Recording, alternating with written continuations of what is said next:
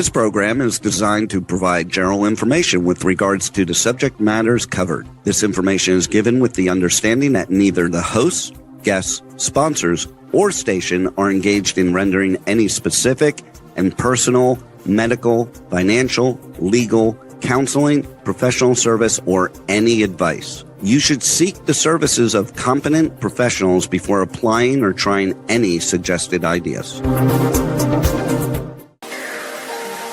Hello, and thank you for tuning in to A Sharp Outlook on K4HD Radio and Talk or TV. I am Angela Sharp, your host.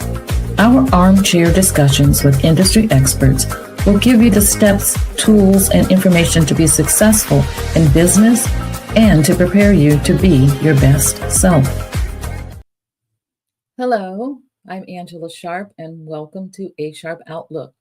Today, we're going to be talking about a topic that affects everyone, and that's cybersecurity. The question is your data safe? Can we answer that and know for sure that it is?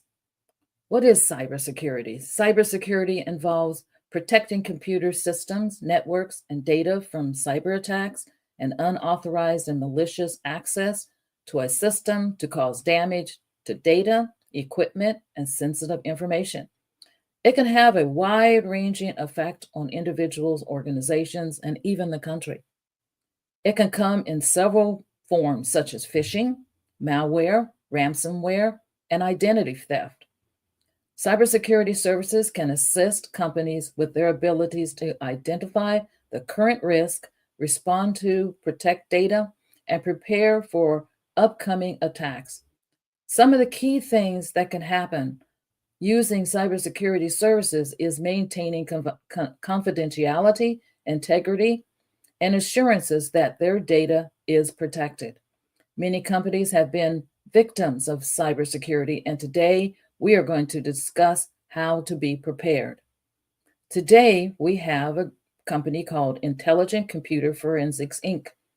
It provides cybersecurity solutions, roadmap development, governance, architecture, cloud security, ransomware, assessment, forensic investigations.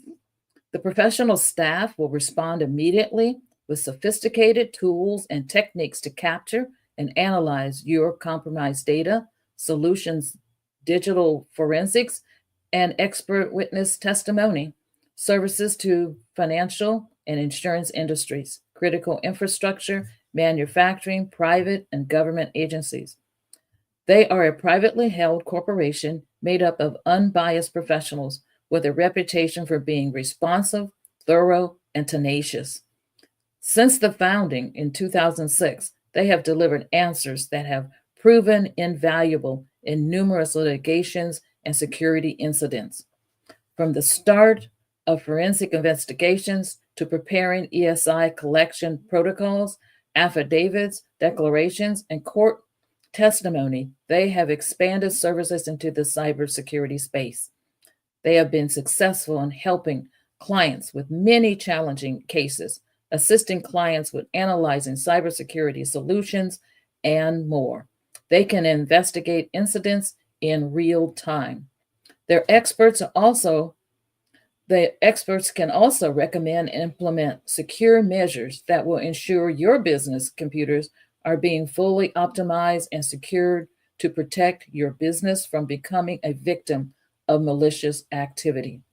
They also have customized instructions in digital forensics, eDiscovery, and cybersecurity that can be tailored to accommodate any number of unique training requirements.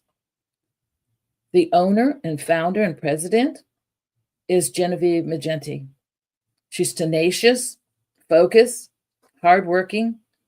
These are traits necessary to quench raging forest fires, and these same traits Genevieve brings to IC Forensics.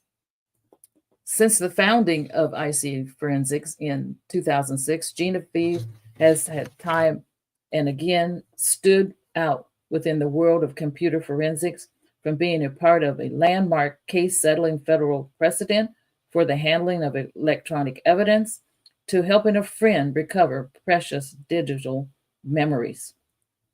IC Forensics is headquartered in California and provides cybersecurity solutions, roadmap development, governance, architecture, cloud security, ransomware assessment, forensics investigation, eDiscovery, expert witness testimony, penetration testing, ISO 27001, cloud, AWS, Azure.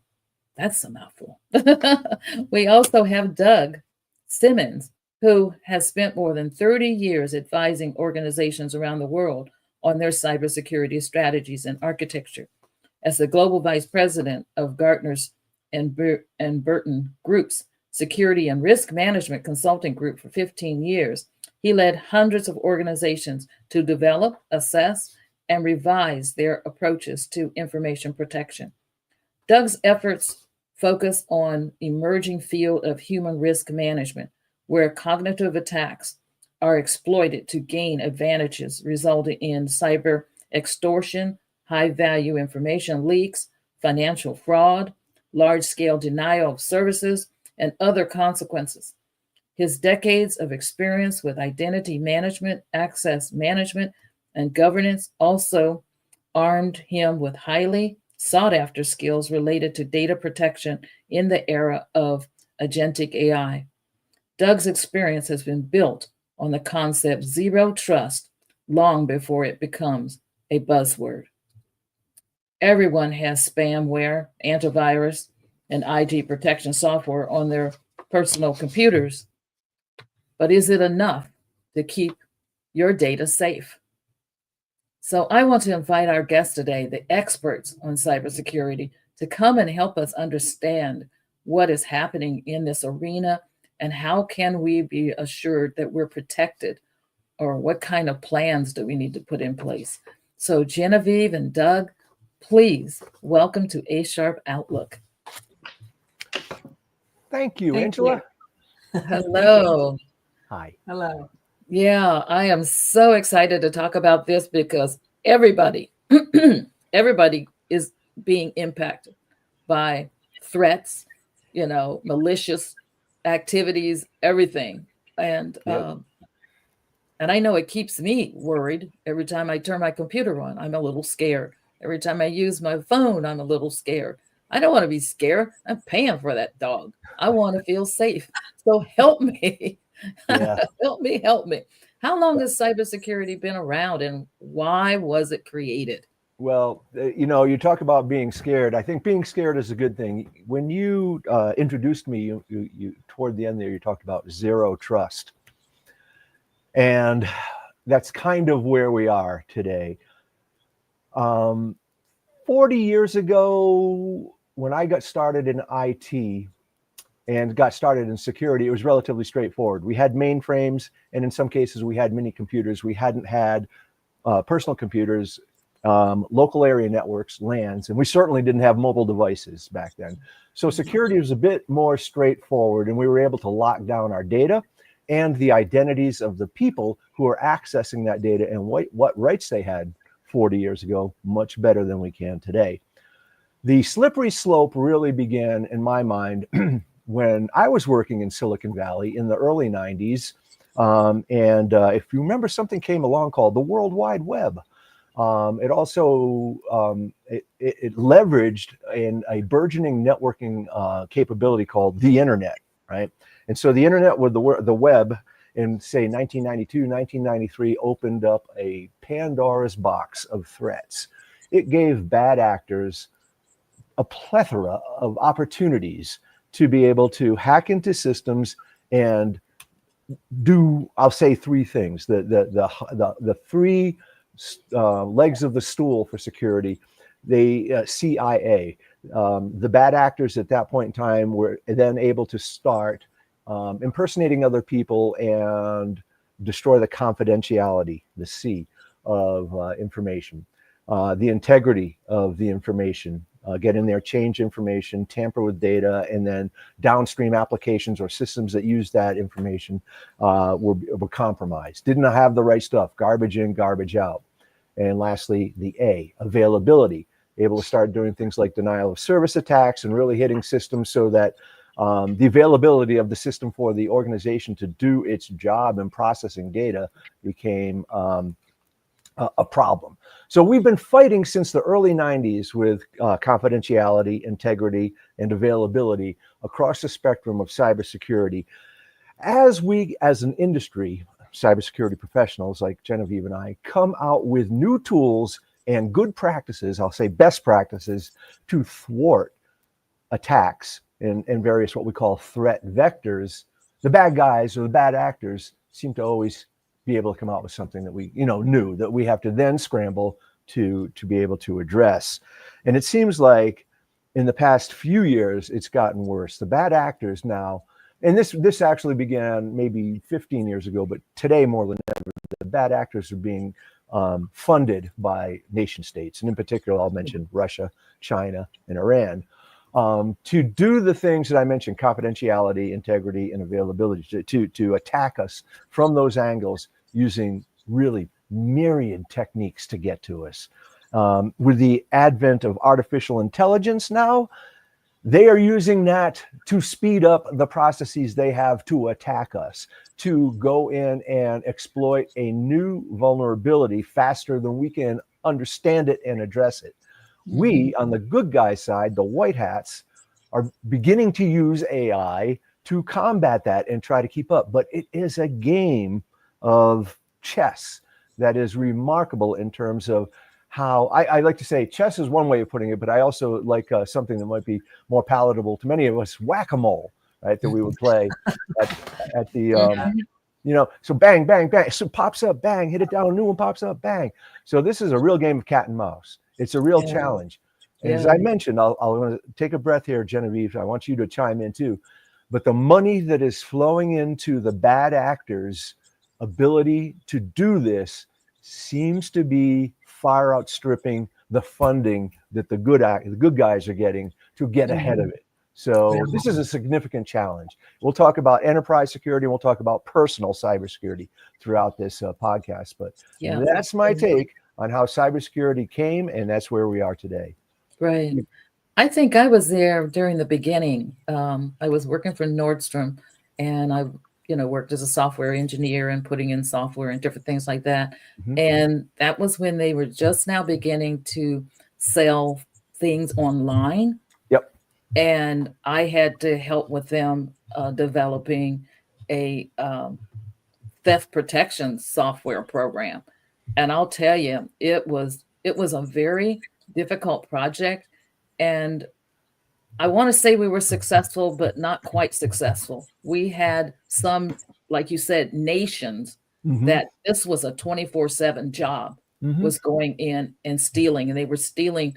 Well, they were getting identity because all they would do is they had computers just keep running rotary numbers until they found something that actually clicked. And then they would go and shop and ship it to a place in Florida that then shipped it to where they were going. And so I said, we just need to block. I was just teasing, but I said, we just need to just block them. Let them feel they're able to buy so we can trace them. But let's just block them so they can't actually get anything. And that's we had to block nations from being able to actually order because we couldn't protect. But invariably, you probably blocked people you didn't want to block too. That's the challenge. The user experience, we call it, has forever been one of the biggest challenges that we face. Right? If we lock things down, then people go, I won't do it, and you're out of business. So what are you going to do? And just to follow along on what Doug is explaining about cybersecurity, the reason why cybersecurity actually started was because of our old services and protocols that we have in place, which are totally outdated, totally vulnerable to everything under the sun. So we had to figure out a way to really get a handle on the landscape of computers, really, computer systems in the cloud, on-prem. So we're talking, the diversity of the way where computers have gone is huge. And now we're trying to understand how are we going to keep the adversary from compromising our values, our data, right, are the integrity of our business, right? It's not just a cyber attack, it's no big deal because everybody's getting hit, right? Everybody. And then they think, well, I'm not a target. Well, you're absolutely a target. If you have data, if you have a computer, you're a target, period.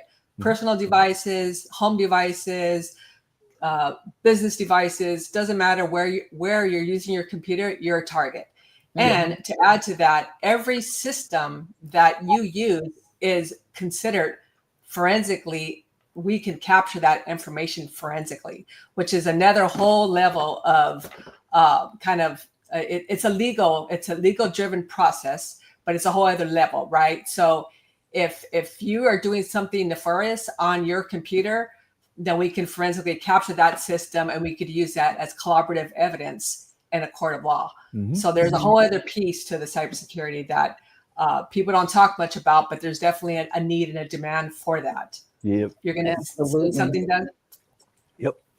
I want to say one of the biggest advancements that we had in protecting ourselves occurred in the 70s and then the 80s with public key infrastructure, PKI, if anyone's familiar with that, and that's use of a public key and a private key with the owner, the enterprise, the organization, or the individual user, the customer, having access to their private key to be able to digitally sign data or to be able to encrypt data for the eyes of somebody that they want to send to, or a group of people that they want to send to. That was a big move for us. But the reason I brought that up is that even with encryption and digital signatures centered on public key infrastructure, which is an amazing technology, the weakest link is still always the human being, because the human is the one that owns the public key, and the human accesses the private key to sign things or to encrypt things with their password or personal identification number or a PIN. And if somebody gets the password or gets the PIN, if they're able to sniff it,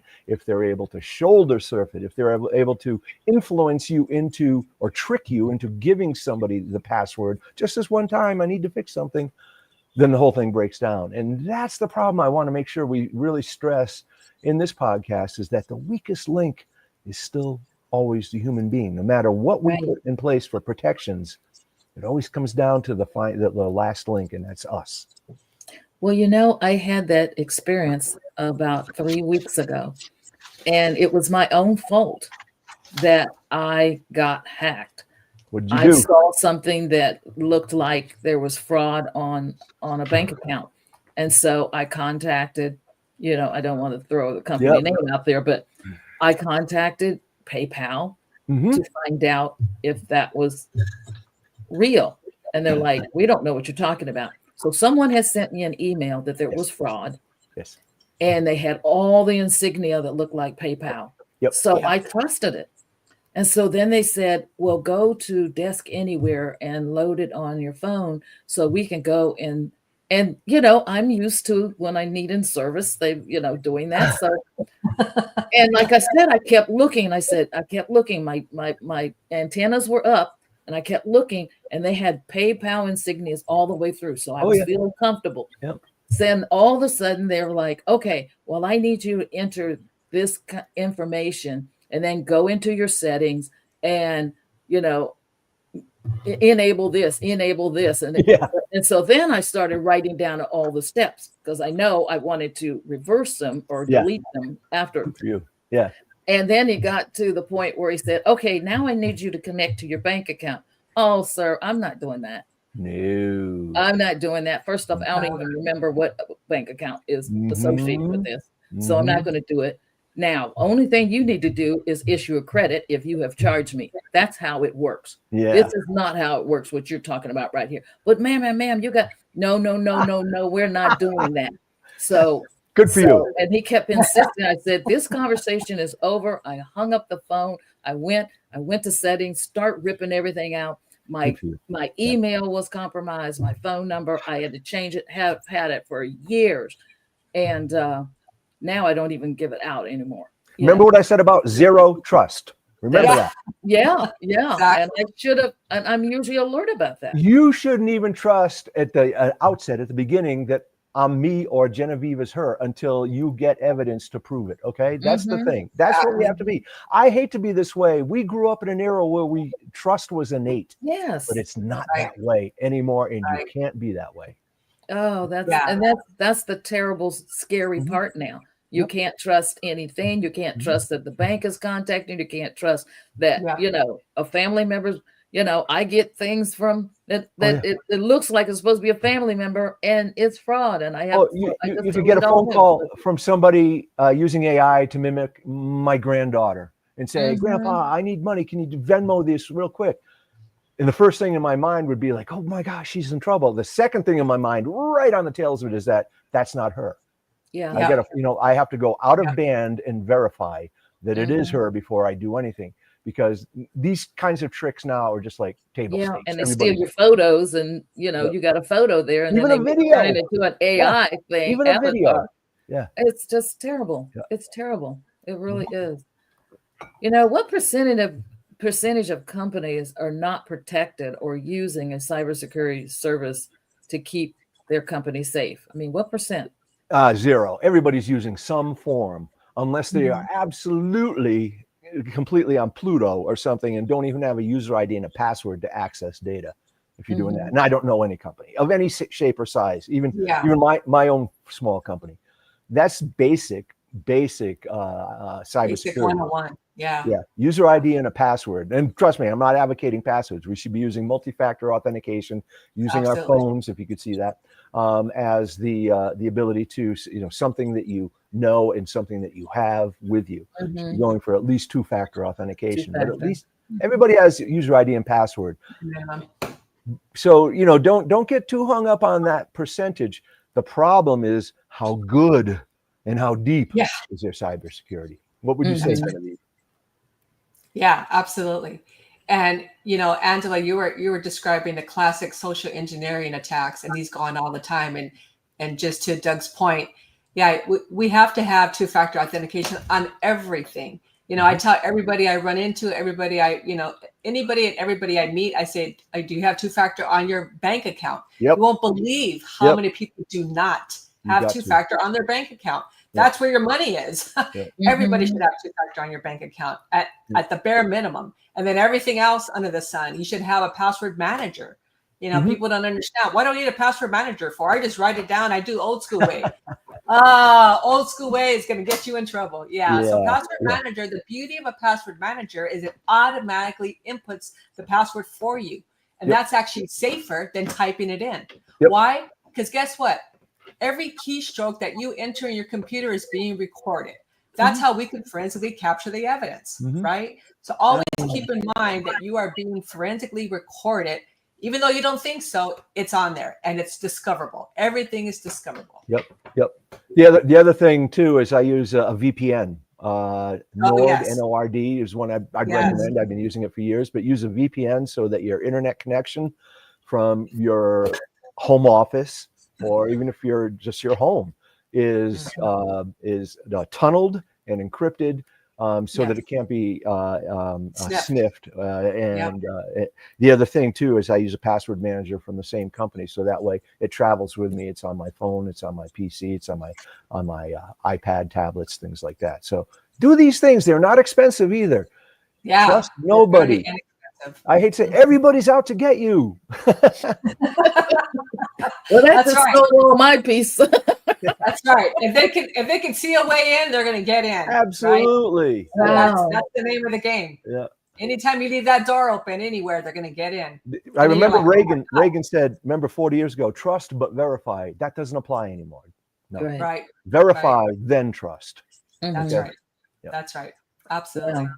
I'm gonna start using my VPN then. I don't want this extra step. Here's the deal. Remember what I said about usability and people going but once you get hacked, right? Once you get identity theft, you will say, I'll do two-factor authentication till the cows come home. Okay. That's not a hard thing to do. Do it because the cost of recovering something once you've been hacked is almost insurmountable. Right. And it can shut down your business very easily. I've seen it happen. Yeah, you kind of hinted on AI. What are the ramifications of AI Okay. with respect to cybersecurity program enhancements and as well as threats to companies? Yeah, there's two things. I call it friend or foe. AI is friend and foe. Okay, we need to come to grips with that. From a friendly standpoint, I'll start with a positive first. Security companies, and Genevieve and myself included, are using AI to rapidly increase the ability to inspect, analyze, recommend, and monitor. Okay, so that we can use it, do the things that we as human beings and our teams as human beings would always do, but would take brain cycles and time and review and sharing. We can speed that up, and we are speeding that up dramatically in terms of, as I said, monitoring, auditing, making changes on the fly. Human being is always responsible for what AI does, has to be. That's critical. We might come back to that later. But AI can do these things on our behalf in a cybersecurity realm much quicker than us human beings can do. So it's important that we use AI, because here's the flip side now, the negative. The bad guys, the bad actors, the nation states are using AI on steroids. They're doing things, we said, rapidly denial of service attacks, or remember what you said early on, number crunching to find out passwords. AI can do things now in a realm that is way more transcendent than what we were able to do before in terms of finding and exploring and then exposing vulnerabilities that an organization has. Just think about, if you're scanning, looking for vulnerabilities, you're looking for passwords, you're looking for weak links, you're trying influence operations on specific employees to get them to give up their passwords, all these things you're trying to do. When you bring AI into it, it can do it at light speed that we couldn't do. So we have to use, again, on the flip side, AI to combat. The good news is we're kind of keeping lockstep with that. That's kind of the good news. The bad news is, though, as I said way earlier, the weak link is the human being. Right now, we're just learning to program ourselves, analog cells, carbon, life forms, to be able to not trust, like we were talking about. Use AI to do the verification for us before we trust. Those are the things that we have to do, and that's where we find ourselves today. AI friend, AI foe. We can't run from it. Here it is. So we need to use it to the best of our ability to continue to fight those threat vectors that they are exposing. So are what I want to say, the Nortons, the McAfees, the spamwares, the spyware, all of that stuff that we pay for all the time, are they keeping up with at least some of these threats? For the most part, yes. Okay. For the most part, yes. Okay, everything has to be like that. The it depends thing. We're consultants, right? But I don't mean to be facetious. What I'm saying is that, remember what I said, the funding, right? Putin giving money to the Russian mob is like a spigot wide open. Funding from shareholders to start doing, for Nord or for, Symantec or anybody to do things they need to do is a little bit slower. I'm not saying it isn't there, but it's a different ball game that we're playing. So we're always playing catch up. Yeah. And by that time, a lot of people have been hurt. And it's not going to get any better. That's why we as human beings have to realize we are always going to be the last bastion of trust, and we have to really, really now have our antenna up and look at what is being sent to us and verify. Never trust right out of the bat unless you are absolutely sure. And even then, I caution you. Well, I know that you two are in your company and you're doing this for organizations. Can you expand a little bit on the programs that you're offering and how it will help keep the data safe? Yeah, I'll talk real quickly because I'm dominating too much. Genevieve, Go ahead. Think about your response. For my career, you mentioned that I ran the cybersecurity consulting group for Gartner. Maybe many of you heard of them, GARTNER. It's really a preeminent advisory and consulting, IT advisory and consulting firm around the world. And while I was doing that work, principally what we had to do was find out what an organization is doing today, current state, and for them, when I say for that business, if they're in healthcare, they have specific regulations. If they're in financial services, they have specific regulations. If they're in manufacturing, they have intellectual property, and possibly you need to understand what their cybersecurity requirements are, and then draw for them what good looks like, a to-be state for their cybersecurity architecture, which includes everything around the periphery, which includes denial of service attack prevention, which includes masking of data, encryption of data, which includes multi-factor authentication, which includes much more rigid access rights and privileges being assigned and managed on an ongoing basis so that we have separation of duties, we don't have accumulation of privilege, all kinds of things like that. So it was almost easy for me to walk into an organization of any size around the globe,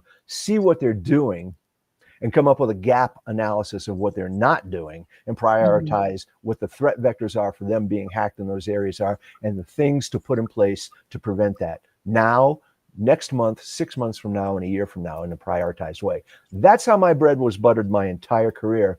And that's helped a lot of organizations. Again, many organizations, we spent millions of dollars. We're done. Yay, let's claim victory. The next day, you're already behind. Remember what we were talking about? The bad actors are constantly getting funded to find ways to break you. And so it's an ongoing, constant monitoring, constant refinement of the architecture. And sometimes it's even a throw the architecture out and start with something brand new because the threats have gone. And that's where we find ourselves in things like identity and access management today because of AI and agentic AI agents acting on behalf of people. We've had to really design identity and access management systems and organizations to be able to handle agents, monitor what agents are doing. Again, I'm talking about AI agents, and tie agentic AI activity to a human being that can be held accountable. These are table stakes today that did not exist even 18 months ago. Wow. Absolutely. And just to kind of summarize what Doug just explained, how do we go into a big corporation, say they have, I don't know, 100 endpoints or maybe even 1,000 endpoints, and now we have to assess where does all that data live? What type of data are we dealing with? Who are the users? I mean, we're talking huge, right? And so how do we assess that? While there are some really nice assessment tools that we could use to gather that information for us, so we're not manually doing that, obviously. Yes. So we're using automation, which there's some NIST automation tools that we could use. There's some other vendors that have that security assessment if you will, piece to their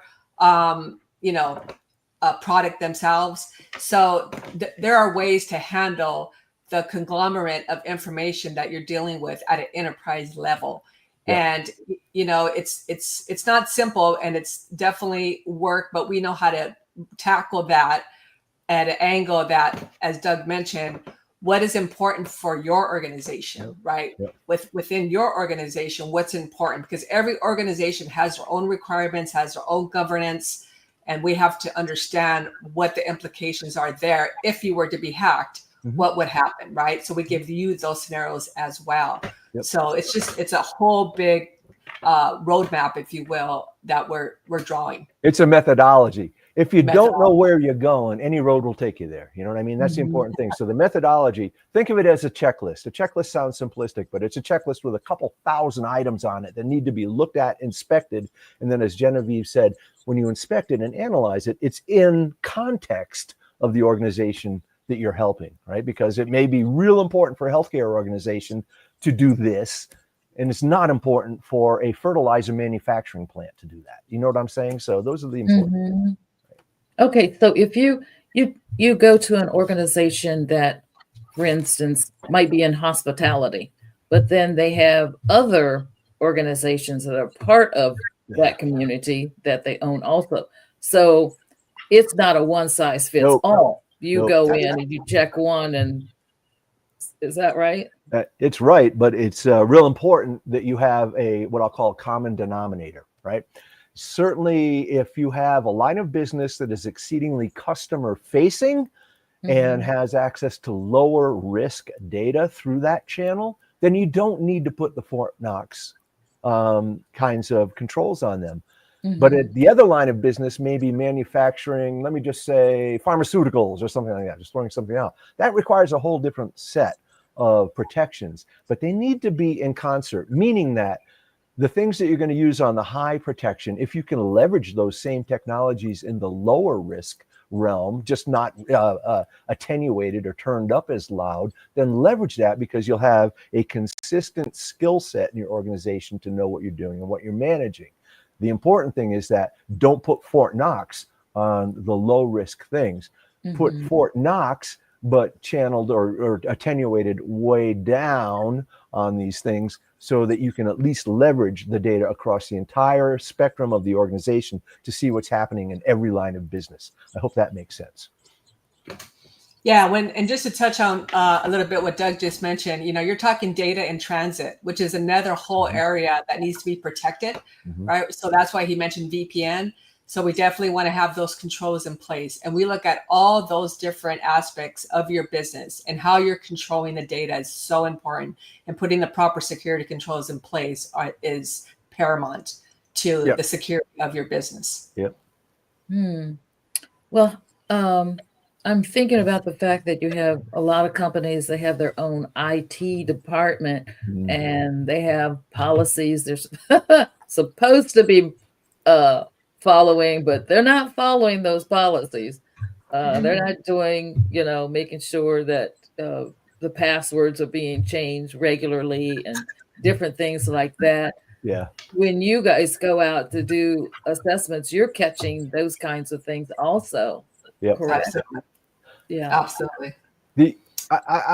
What I always recommend to organizations, and there's something called the SANS Institute. It stands for Sysadmin, Audit, Network, and Security. Sysadmin, Audit, Network, and Security. SANS, SANS Institute. It's been around since the late 80s. And they continually publish and update what's called the SANS Top 25, which are the most important threats and threat vectors that exist today. At this point in time, they're constantly updating it. This is table stakes for any IT organization that is managing cybersecurity.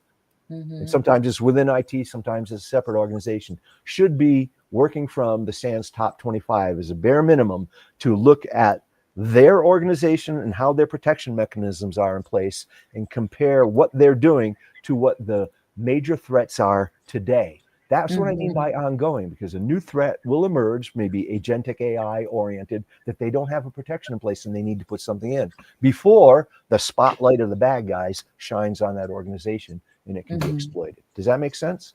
Yeah, that makes sense. So I see forensic as that cybersecurity that's going to come in and do those audits and make those checks. And so they need to have like an annual service where you're coming in to monitor that, because just one slip, it's just all over. I was reading that Alliance just got hit, and their customers' information was stolen. And it's like, the large companies are getting hit, and who ends up being the real victim? We, the consumers that are doing business with them, that have our personal information with them. So, I mean, you're just getting beat up from both ends. Because we trusted them. Remember what I said about trust? So we got to have that. Trust no one. Yeah. So we need people. We need your service to be out there making sure these companies, because if you just let down in one area, boom, it's gone, and everybody gets hurt. So usually when customer data is stolen, again, it's happening almost every day. It's been happening almost every day for the past 25 years, to be honest with you. Yeah, it has. When customer data is stolen, almost always the low-hanging fruit that the bad actors are looking for are the passwords, right? The email address or user ID and the password. So even if we say, I got to trust Alliance, you know what I mean? But it's like, change your password, make your password like, or even better, like Genevieve was saying, use a password wallet, so that you're managing passwords more stringently. So even if your data is stolen, because it will be, I promise you, one of your service providers will lose your data, you are a step ahead of them in managing your password. That's probably the single most important thing, because if somebody gets your password, then they can go to other sites, try your password, log in as you, buy stuff, and just send you down the river, right? So that's the kinds of things that we can do. Yeah. And people always wonder, how did they get my information? Like, where is my information located? Well, guess what? It's all over the internet. Yeah. Your business email address is on the internet. Yep. And you probably put your password up there. not knowing that you put your business password in there. And guess what? Now they're going to come compromise the business with your email, your business email, and your password. And so, with right? AI going at the speed of light, they can try 1 billion combinations in 5 seconds to figure out who you are. It's amazing. Brute force. Yeah. Boy. And it's so easy to brute force a password. So easy. It's really unfortunate because you've got to be really, smart to be doing some of this stuff. Yes. There's so many really good fields that their intelligence is needed. I wish you guys would get a job, because I'm serious.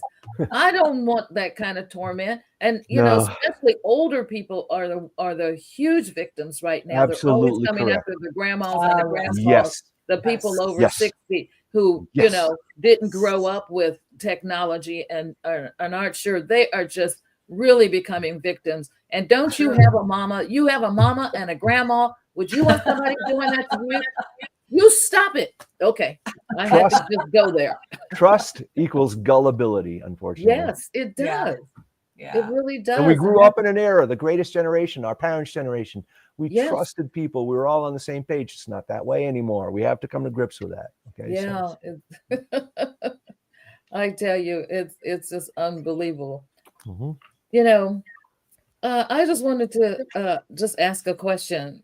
Why did you ever start working in cybersecurity? What did Justice. you see, or what did you? I grew up. Right. I'm gonna divulge my age, right? I'm in my early 60s. I grew up watching Superman, and I remember truth, justice, the American way. It's not really a patriotic thing that I'm talking about, but justice, the right thing. I grew up from parents and just in an era where the right thing and justice was the most important aspect of it. And when I got into IT in the early days, going back 40 years now, it seemed that protecting the organization, protecting the individual, and everything in between was like my Superman, my capability without me having to go into a phone booth and chase and learn how to fly and be bulletproof and all that stuff. It was a way for me to be, I'm going to say, a good cop without having to be a cop. You know what I mean? Mm-hmm. Wow. I agree with Doug. It absolutely justice and privacy. Nobody talks about privacy. I mean, we're losing our privacy every day, right? Absolutely. I mean, we have cameras out there on the streets, you know, and guess what? Those can get compromised too. Anything that's electronic is going to get compromised. It's not a matter of if it will, it's just a matter of when it will. It will get compromised. That's why using a VPN, using a private browser is real important. It's not because you're doing things you don't want people to. It's because people will be able to see what you're doing and then mimic you. That's why you don't want them to see what you're doing, so they can't mimic you and make people think they're talking to you. That's the big reason. You know what I mean? And there's so many older people that, in fact, and this will get pushed out all over the place. But they still may not even understand or know what you're saying. Where do they go to get that talk? How do they get in contact with you? Well, I can't talk to people's moms and dads. That's the problem, right? And I feel for it. I know it's a very real problem. But when we're talking about enterprises, you should reach out to Genevieve and I through Genevieve's company, which you introduced. I'm going to say we call it a rapid assessment. I use the word rapid instead of simple. Simple sounds too simple. That's not what I mean. A rapid assessment means it's not a two-year, $10 million project or anything. We'll come in and, as I said, we assess what you're doing, how you're aligned with the SANS Top 25, how you're aligned with the regulations that you need to be supporting because of the business you're in, how you're protecting your own intellectual property and trade secrets, that whole bit, how you're identifying your employees, how you're identifying your contractors, how you're identifying the people who work for your managed service providers that you don't even know, on and on. There's this, as I said, a checklist of things that we go through, and then we say, this is what you need to be doing. This is when you need to be doing it, because you're going to be a target sooner rather than later in these areas. It's a relatively quick couple of month process. We can come in and rapidly help an organization. But I wanted to say one thing I wanted to mention earlier. I can get a chance to.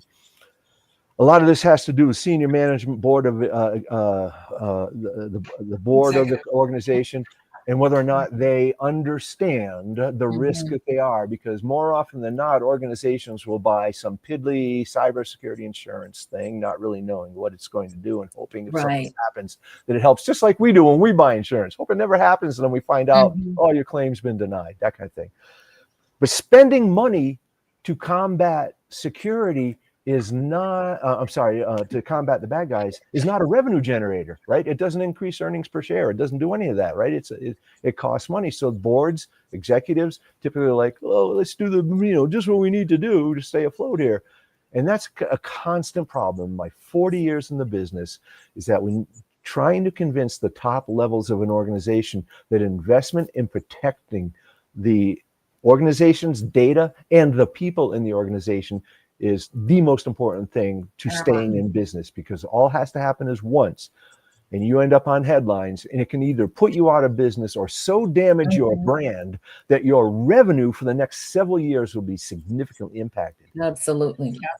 If you allow your reputation to be destroyed, and like you say, that trust zero, people don't trust you anymore. You're going to be, and they're going to go tell at least 25 to 50 people. So it's going to spread, very quickly. So anyone who's not understanding that this is about as imperative as having a bank account. You need to have that security, that protection, so that you're not one of the ones that ends up in the news that all of your customers' data has been stolen, because it may take a little while before they get hit, but they're going to get hit.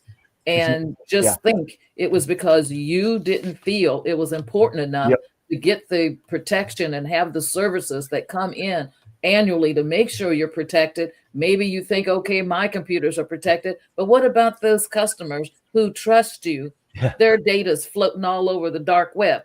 You need to button it up. You need to contact our group here and get some cybersecurity protection and get that service, so that someone is checking and staying ahead of what's going on, these threats that are going on. And like I said, I feel so strongly about it because after all these years that I have been working in tech and computers and finance and understanding phishing and all these things, and I actually got hacked. I've lost my, now I've lost my email address, and I had to change my phone and, put other securities on everything else that I'm doing. Just one slip. These guys are even texting. Right? It's not just email anymore. It's texting. How many times do you get a text saying that? Here's one I keep getting all the time. It's like tolls. I haven't paid a toll or something. That's the famous one lately. The time it takes to recover from a data breach is extraordinary. Even for an individual. Even for an individual. I mean, because now you think about it, you got to take the time to cancel that account. You have to change your password. You have to get a new email address. I mean, it takes hours to get all back up and running. What I'd recommend for the listeners out there who are concerned about either themselves or their parents is go to AARP. AARP has good advice on how to protect yourself in the world that we're in right now. And if you're serious about protecting yourself, follow what they're telling you to do. And it'll be things like complex passwords when you have to use passwords, multi-factor authentication, using a VPN, all the things that we talked about. And if you can help your parents get these things set up, it will be good. Those are the things that you can do to minimize, because it's almost never a matter of if, but when somebody will be hacked. And what you always want to do is minimize the damage that can be done. That's right. And that's a really sad thing. But, like I said, it was just important to get this message out so that people, because I know they're vulnerable. And I mean, I almost, I started crying, not because they got anything from me, but I was thinking about other retired and older people who could possibly lose their life savings. Everything that they have is stolen. Go in there and run up your credit cards, and then the bank is running after you. Just so many terrible things can happen because bored people who don't have anything better to do than to steal from people's grandmas Yep. are out there. Yep. And shame on you. That's all It's today's Shame, version shame, of cattle shame. rustling. It's today's version of cattle rustling. You know what I mean? It's Yeah. like, it's always been this Yeah. way. As long as there's been human beings and you have something, somebody else wants it, right? And they want to trick you into losing it. And so Losing so instead of going and getting their own. exactly. And It's always going to be that way as long as humans are the way we are. yeah, unfortunately. And people are always the weakest link, unfortunately. Yeah. That's Yeah. just the So name anybody of it. out there listening, if you want to join the good guys, talk to us. Yes, yes. Give us a call. You can reach us at info@icforensics.com. And we also have a website that you can go ahead and put a form that you could fill out as well. Mhm. So feel free to contact us there. And I'm sure Angela will be dispersing that information as well to whomever would need to contact us for our Yes, service. it will be on our website, asharpoutlook.com. You can replay this video several times so that your family members can be informed and be prepared and be safe, because it is pretty nerve-wracking to not really know what's going on and things like that. I'm so happy that the two of you came on today to join me in talking about this very, very, very important topic. And the one thing we try to do here at A Sharp Outlook is to inform and to educate and to get people prepared for whatever it is that they're wanting to do so they can live their best life and not be living, in total fear or things like that. And so I just want to thank you too for coming on board and giving us some valuable information. And yes, I'm going to go and use my VPN, and I'm going to make sure now everything is set up. You'll sleep better at night. Yeah. That's right. That's right. Yes. Thank you so much for having us, Angela. We Yes. appreciate it. Oh, yeah. Thank you. And for those that listen, please pass this on, because everyone can become a victim at any time. Absolutely. This is A Sharp Outlook, and we are very happy that you joined us today. And as always, we are here every Monday here on khd.com. And we also, you can go to the website, A Sharp Outlook, and watch the videos. But most of all, as you are continuing on your daily path, stay informed, get in. I want to thank you for joining us on A Sharp Outlook. We have been informed and energized to take the next steps. We have posted links to websites and videos to learn more on today's topic. Please join us again next week for another thought-provoking conversation right here on K4 HD Radio and Talk 4 TV. Listen to the podcast on all the podcast apps. And until next week, stay informed.